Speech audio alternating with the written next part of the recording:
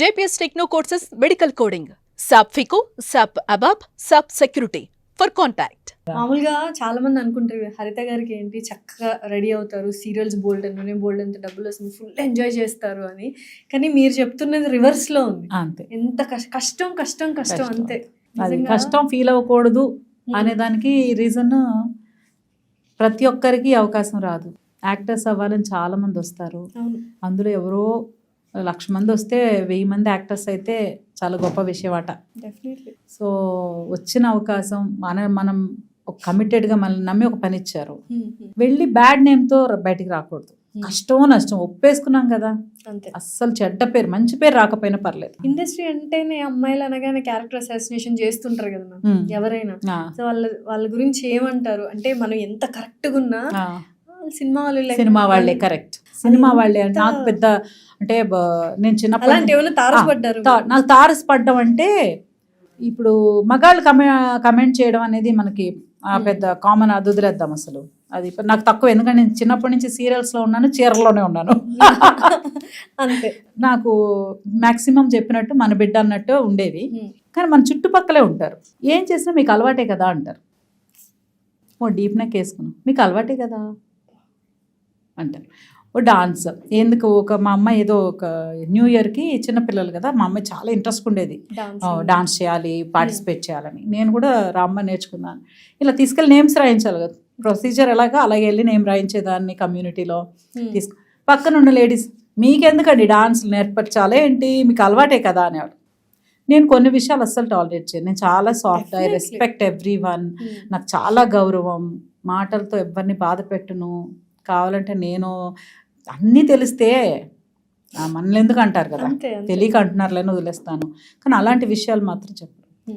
మాకు ఎలా అలవాటు, మా ఇంట్లో నుంచి మీకు మార్నింగ్ పూజ గంట, అది ఎప్పుడైనా వ్రతాలు నోములు ఇవి కనిపిస్తాయి.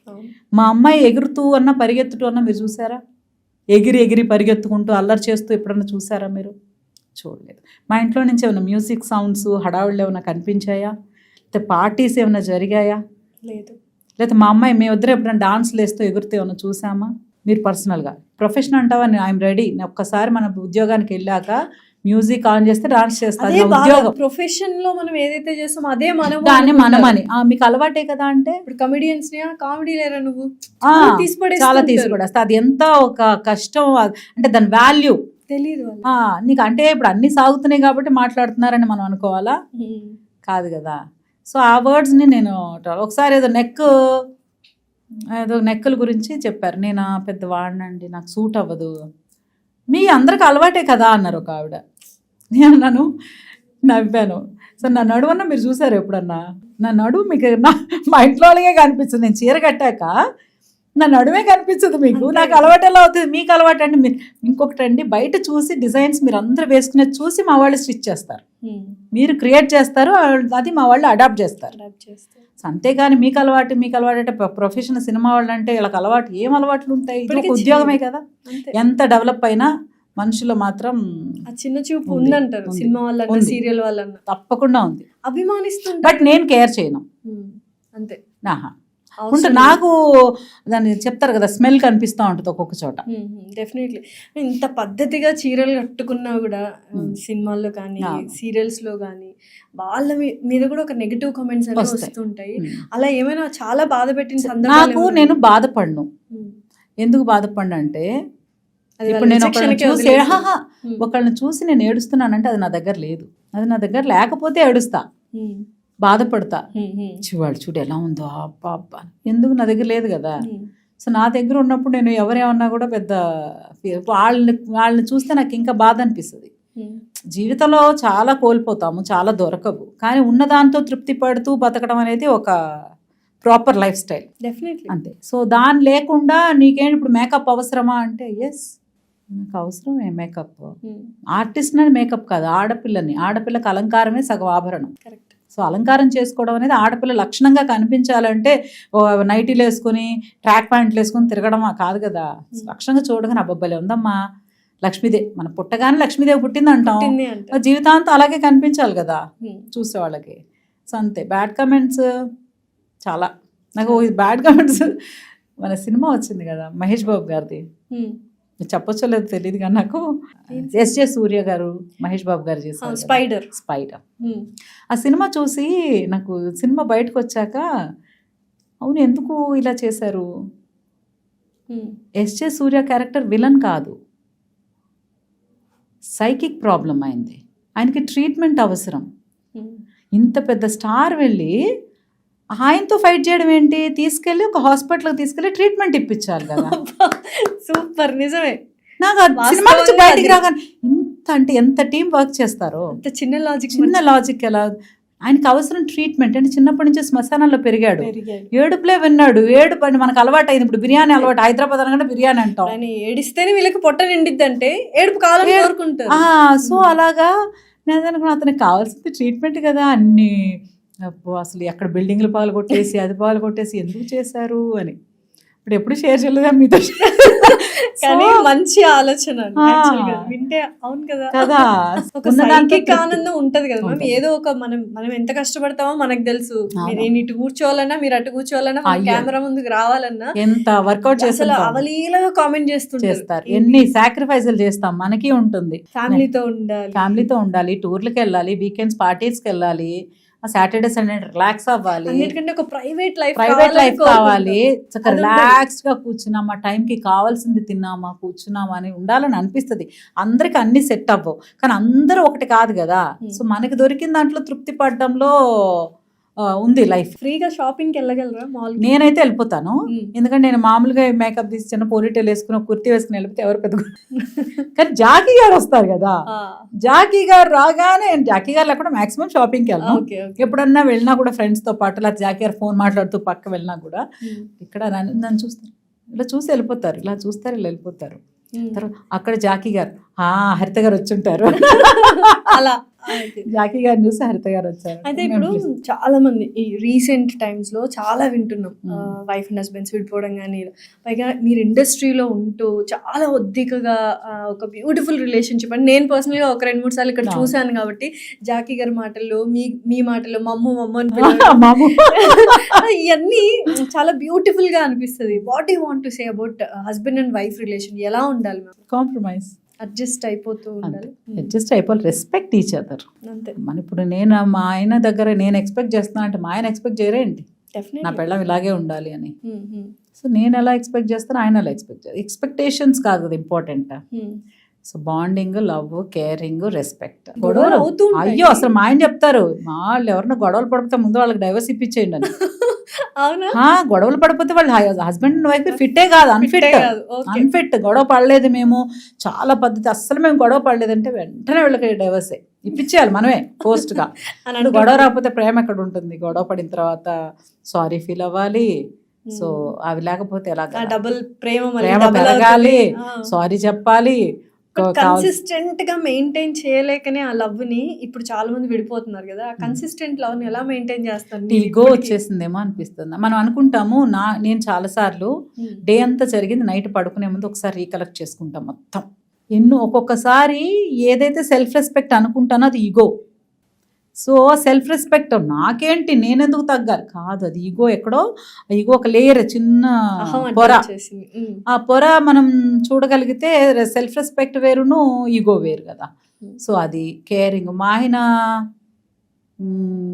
చాలా, ఇప్పుడు నేను ఇంత ఫ్రీగా, ఇంత మేకప్ వేసుకుని, ఇన్ని హెయిర్ స్టైల్స్ చేసుకుని, ఇన్ని నగలు వేసుకుని, ఇన్ని చీరలు కట్టుకుంటున్నానంటే చాలా సపోర్ట్. ఫస్ట్ థింగ్ ప్రతిదీ ఆయనే చూస్ చేస్తారు. గెటప్ ఇలా ఉండాలి, ఇలా చేసుకో బాగుంటావు, ఈ చీరలు కట్టుకోయి నగలేసుకో, అదొకటి. నాకు మార్నింగ్ లేచాక నేను కాఫీ పెట్టుకునే పని కూడా మా ఆయన ఇవ్వరు నాకు. ఎందుకు ఇవ్వరు అనేది ఆయన రీజన్ చెప్తారు. ఎందుకంటే నాకు ప్యాంట్ షర్టే, నేను వేసుకుని ప్యాంట్ షర్టు ఊరికే కొంచెం పౌడర్ ప్యాడ్ చేసుకుంటే ఐఎమ్ డన్ షూట్కి. కానీ నీకు అలా కాదు, హెయిర్ స్టైల్ చేసుకోవాలి, మేకప్ వేసుకోవాలి, ల్యాషెస్, లెన్స్, నగలు, చీరలు, ఇంత పని ఉంటది. అంత అండర్స్టాండింగ్ హస్బెండ్ ఉండడం నిజంగా చాలా అదృష్టం. అవును, కానీ మేము మాట్లాడుకుంటాం కూర్చొని, నువ్వు అలా చేసావు, అలా చేయకూడదు కదా, ఆ రోజు ఎందుకు అలా అన్నావు, ఎందుకు పూలకండి తన, ఇలాంటి డిస్కషన్స్ వస్తుంటాయి. ఎందుకు మాట్లాడుకోవాలి అప్పుడప్పుడు. ఈ మధ్య మేము ఇద్దరం బిజీ అయ్యి మళ్ళీ టైం ఎక్కడ, టైం సెట్ చేసుకుంటూ రోజు వీడియో కాల్. డెఫినెట్లీ ఉండాలి. ఇంకొకటి సీరియల్స్ సినిమాల గురించి మనం మాట్లాడుకుంటే ఎక్కడో సినిమా వాళ్ళకి సీరియల్ వాళ్ళంటే చిన్న చూపు అని నాకు అనిపిస్తూ ఉంటుంది మ్యామ్. ఎందుకంటే గమ్మున తీసుకోలేరు సినిమాల్లో సీరియల్లో యాక్ట్ చేస్తున్నారు అన్న. నిజమేనా అది? నిజమే. అందుకే మీరు సినిమాల్లో ఈ మధ్య కనిపించట్లేదు వద్దనుకున్నారా? సినిమా వద్దని ఏమీ అనుకోలేదు. బట్ నేను చాలా కంఫర్ట్ జోన్ ఎక్స్పెక్ట్ చేసే టైప్. నాకు ఎక్కడ కంఫర్ట్ ఉంటే అక్కడే ఆగిపోతా. నాకు ఎక్స్పెక్టేషన్స్ అలా ఏముండవు.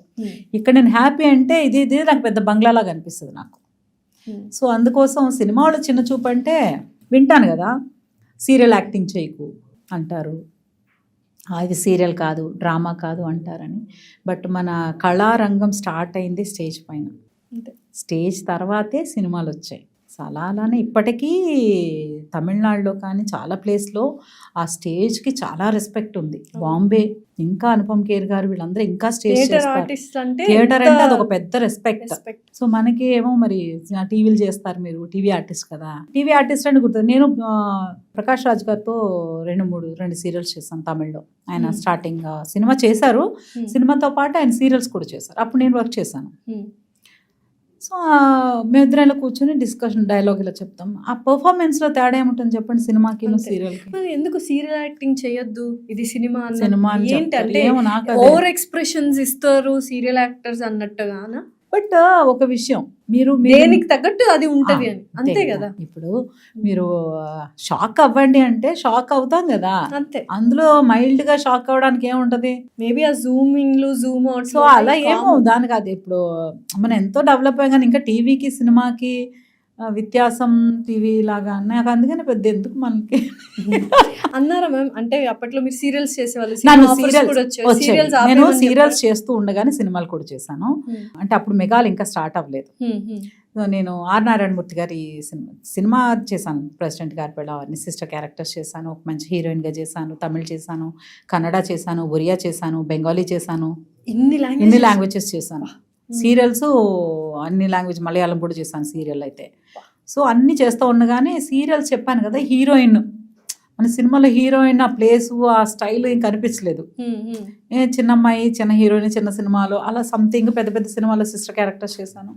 అలా ఉన్నప్పుడు మంచి నాకు పరుచూరి బ్రదర్స్ గోపాలకృష్ణ గారు చాలా గురువు గారు. ఆయన నాకంటే చాలా బ్లెస్సింగ్. బుజ్జమ్మ ఆంటీను ఆయన ఇద్దరు నేను బాగుండాలని అప్పటి నుంచే వాళ్ళు, నువ్వు బాగుంటావు, నువ్వు బాగుంటావు, నీకు మంచి మొగుడు వస్తాడు, నువ్వు సంతోషంగా ఉంటావు, నేను ఎప్పుడు బ్లెస్ చేసేవాళ్ళు. తదాస్తు నేను ఇప్పుడు కదే చెప్తాను, మీరు అప్పటి నుంచి నన్ను బ్లెస్ చేస్తూనే ఉంటారు. నువ్వు మంచిదానివి, నీకు అంతా మంచిగా జరుగుతుంది, నువ్వు బాగుంటావు అనేవాడు. సో ఆయన ఒక సినిమా ఇచ్చి నేను హీరోయిన్ చేస్తాను. నేను చెల్లి రవళి కృష్ణ గారితో రియల్ హీరో సినిమా చేస్తుంది అనమాట. నేను అందులో సిస్టర్ క్యారెక్టర్ చేస్తున్నా. సార్ అడిగారు, ఏంటి ఇప్పుడు మీ చెల్లి హీరోయిన్ కదా, నీకు ఎలా ఉంది అని. మా ఇంట్లో హీరోయిన్ కదా అన్న, మా చెల్లి కదా హీరోయిన్, లేదు అది ఆయనకి అక్కడ పాయింట్. అదేంటి ఎవరైనా నువ్వు హీరోయిన్ అవుతావని వచ్చావు కదా, అక్కలు హీరోయిన్స్ అవుతారు, చెల్లెళ్ళు. నేను ఆల్రెడీ వచ్చాను, మా చెల్లి కదా సార్ హీరోయిన్, మా ఇంట్లో ఒక్కళ్ళైనా చాలు. సో అది ఆ పాయింట్. బట్ నువ్వు మంచిదానివి, సో నీకు నేను హీరోయిన్గా ఇస్తాను అని చెప్పి మా సింగన్న సినిమాలో ఆర్ నారాయణమూర్తి గారి సినిమాలో హీరోయిన్గా ఇచ్చారు. అది చేశాను. ఆ సార్ అప్పుడు నారాయణమూర్తి గారు నెక్స్ట్ ఫిల్మ్ కూడా ఆఫర్ చేశారు నాకు, బాగా చేస్తున్నారని. ఆయన చెప్పారనమాట ఇలా మాట్లాడుతూ సినిమా చీకటి సూర్యులు వాళ్ళే ఫిల్మ్ అది కూడా. అప్పుడు సార్ చెప్పారు, మీరు బాగా యాక్ట్ చేస్తున్నారు, మంచి పర్ఫార్మర్, మీరు బాగా చేస్తున్నారు, మీరు సీరియల్స్ ఆపేయండి అన్నారు. అప్పుడు నేనేం చేసేదాన్ని, సినిమా నుంచి తమిళ్లో సీరియల్స్ చేస్తాను. సో చెన్నై వెళ్ళి వర్క్ చేసి మళ్ళీ వచ్చేదాన్ని నెక్స్ట్గా. లేదు మీరు సీరియల్స్ ఆపేయండి, సీరియల్స్ ఆపేస్తే పెద్ద హీరోయిన్ అవుతారు అన్నారు. ఎందుకు ఆపేయాలి అనే దానికి కూడా రీజన్ చెప్పారు. ఎందుకు ఆపేయాలన్నారు? సినిమా థియేటర్లో మీరు కనిపిస్తారు, వాళ్ళు ఇంట్లో నుంచి కదిలి మీ దగ్గరకు వచ్చి సినిమా చూస్తారు థియేటర్కి వచ్చి. కానీ మీరేం చేస్తున్నారు, మీరే వాళ్ళ ఇంటికి వెళ్ళిపోతున్నారు సీరియల్స్ రూపంలో. టీవీలో వాళ్ళ ఇంట్లో టీవీలోకి మీరు వెళ్ళిపోతుంటే వాళ్ళు, మీరు ఒకవేళ సినిమా చేసినా కూడా మిమ్మల్ని చూడడం కోసం థియేటర్ వరకు వస్తారా? అది ఇప్పుడు వ్యాలిడ్ పాయింట్ అనిపిస్తుంది. వ్యాలిడ్ పాయింట్ అనిపించింది. కానీ నాకు రిస్క్ చేసే అలవాట్లేదు, ఇండిపెండెంట్ కాదు నేను యాక్చువల్లీ. Very very dependent. అది నన్ను చూడగానే ఎవ్వరు నమ్మరు. మీరు అలాగా అంటారు. But అవును yes. నిజంగా అంటే మీరు చేసిన క్యారెక్టర్స్ ఆ. అందులో మేము ఊహించుకుంటాం ఊహించుకుంటా. వెరీ ఇండిపెండెంట్ స్ట్రాంగ్ ఆ. ఉమెన్, కొంచెం మొండితనం ఉంటది అని. టోటలీ డిఫరెంట్, అసలు లేదు. Soft in nature. సో టోటల్గా నాకు ఎవరైనా చెప్పాలి. మా అమ్మ చెప్పుంటే ఆపేసేదాన్నేమో. ఓకే. నువ్వు ఆపే సీరియల్స్ వద్దులే, నీకు సినిమాలు ట్రై చేస్తాను అని ఉంటే ఆపేదాన్ని. మరి రవళి గారు ట్రై చేశారు, మంచి హీరోయిన్ అయ్యారు. అయిపోయారు. అప్పుడైనా మీరు షిఫ్ట్ అవుదాము సినిమాల వైపు అన్న థాట్ లేదా? థాట్ ఏం లేదు, వచ్చిన పని చేయడమే అని మా మమ్మీ రావడమే అదృష్టం, చేయడమే పని. అంతే. ఏది కావాలి అది కావాలని ఉండదు. వచ్చిన పని లేకుండా ఉండేవాళ్ళు ఎంతమంది ఉన్నారు? అసలు ఒక్క అవకాశం వస్తే చాలు అనేవాళ్ళు ఎంతమంది ఉన్నారు? సో అందుకని అది ఏమీ లేదు, వస్తే సీరియల్స్ వస్తూ ఉంటే చేస్తూ ఉండేదాన్ని.